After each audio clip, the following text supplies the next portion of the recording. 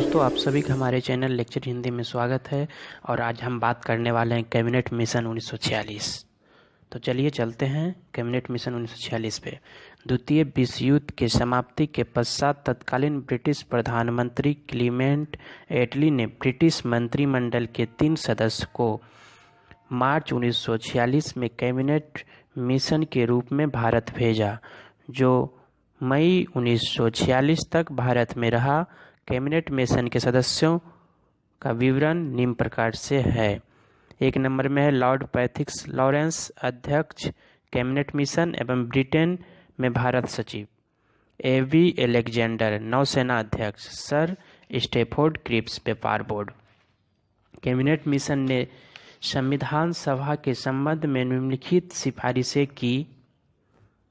1 number में भारत में संघात्मक ढांचे का संविधान का निर्माण संविधान सभा द्वारा किया जाएगा।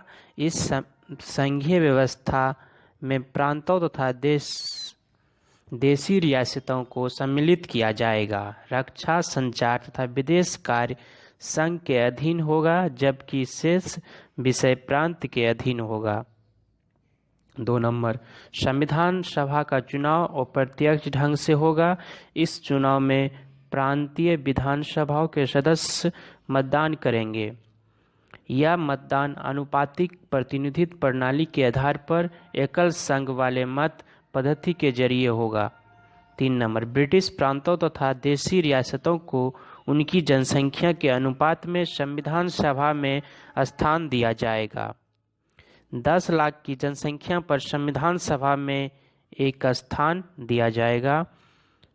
4 नंबर ब्रिटिश प्रांतों की जनसंख्या के निर्वाचन हेतु 3 प्रकार के निर्वाचन क्षेत्र संवर्गों में बांटा गया। 1 नंबर साधारण संवर्ग सबके लिए, मुस्लिम संवर्ग सिर्फ मुस्लिम के लिए, सिख संवर्ग सिर्फ सिख के लिए। 5 नंबर ब्रिटिश कमिश्नरियों को भी संविधान सभा में स्थान दिया जाएगा। उस समय 4 ब्रिटिश कमिश्नरियों थी। 1 में दिल्ली, 2 में अजमेर यानी मारवाड़, 3 में कुर्ग, 4 में बलूचिस्तान। 6 नंबर संविधान सभा के गठन के पश्चात सभी दलों के प्रतिनिधि मिलकर भारत में अंतरिम सरकार का गठन करेंगे। पृथक राष्ट्र एवं पृथक संविधान सभा के मांग को कैबिनेट मिशन ने स्वीकार कर दिया।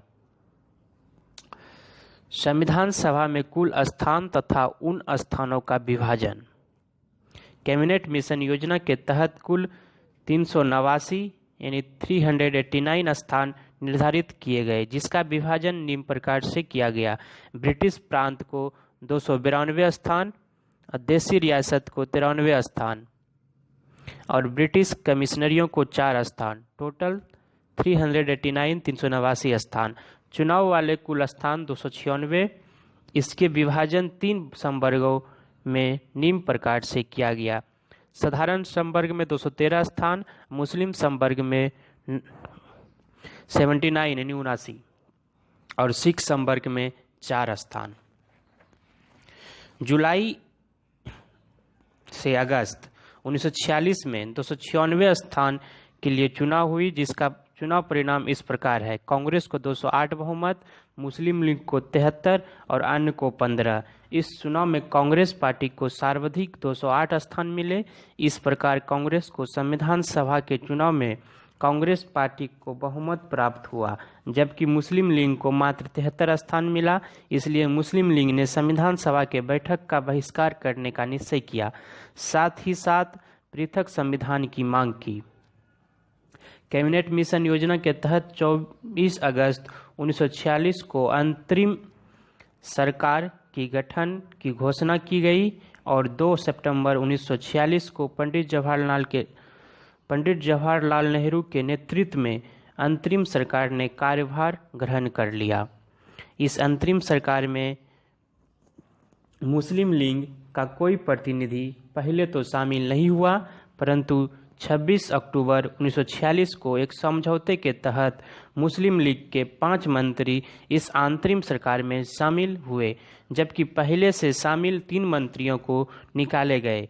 इस प्रकार अंतरिम सरकार में पूर्ण गठन के पश्चात पंडित जवाहरलाल नेहरू सहित मंत्रियों की कुल संख्या 14 हो गई। इस अंतरिम सरकार का विवरण निम्न प्रकार से दिया जा सकता है।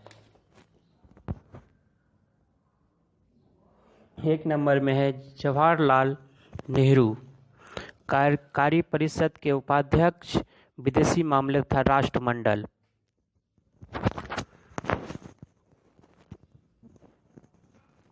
दो नंबर में सरदार वल्लभ भाई पटेल गृह सूचना एवं प्रसारण। डॉक्टर राजेंद्र प्रसाद कृषि एवं खाद्य। सरदार बलदेव सिंह रक्षा। जगजीवन राम श्रम। चक्रवर्ती राम गोपालाचारी शिक्षा। आसफ अली रेलवे। CH भावा खान एवं बंदरगाह। डॉक्टर जॉन मथाई उद्योग एवं आपूर्ति। गजानतर अली खान स्वास्थ्य। जोगेंद्र नाथ मंडल विधि या कानून। लियाकत अली खान वित्त। अब्दुल रब नस्तर संचार। आई चुंद्रीगर वाणिज्य।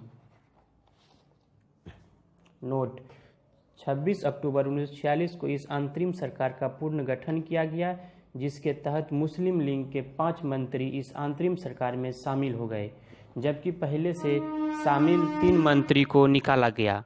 इनके नाम इस प्रकार है: सैयद अली जहांगीर, शरद चंद्र बोस और sir Safat Ahmad Khan. Thank you दोस्तों, आज तक इतना ही। इसके बाद मैं अगले वीडियो में और ही आपके लिए अपलोड करूंगा। और अगर मेरा वीडियो आपको पसंद आए तो लाइक एवं सब्सक्राइब आप ज़रूर करें।